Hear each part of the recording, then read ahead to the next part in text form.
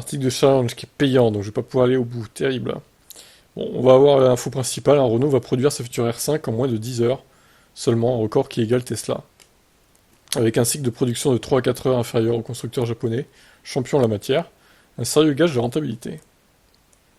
Oui, alors, c'est bien de produire en masse. Encore faut-il que ça vende en masse derrière.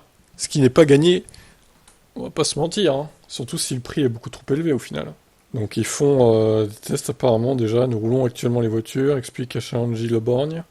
Le dirigeant assure en marge du salon allemand que la firme aux losanges sera bel et bien capable de battre tous les records de production en moins de 10 heures. Et ce alors que les constructeurs japonais réputés très performants en sont à 13-14 heures. C'était 17 heures pour une Peugeot 207 au milieu des années 2000.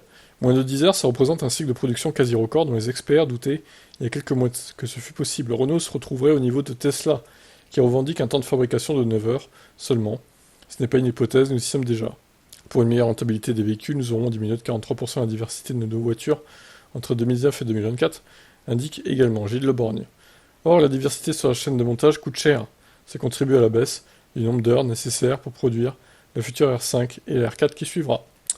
Bon, après voilà, on peut pas voir le reste. Mais on a l'info principale, donc. Ok, bah écoutez, maintenant il n'y a plus qu'à vendre en masse, hein. Alors je sais pas pourquoi ils ont mis une photo aussi de la Volkswagen ID2, là. Ok, mais on n'en parle pas pourtant, mais ok, pourquoi pas.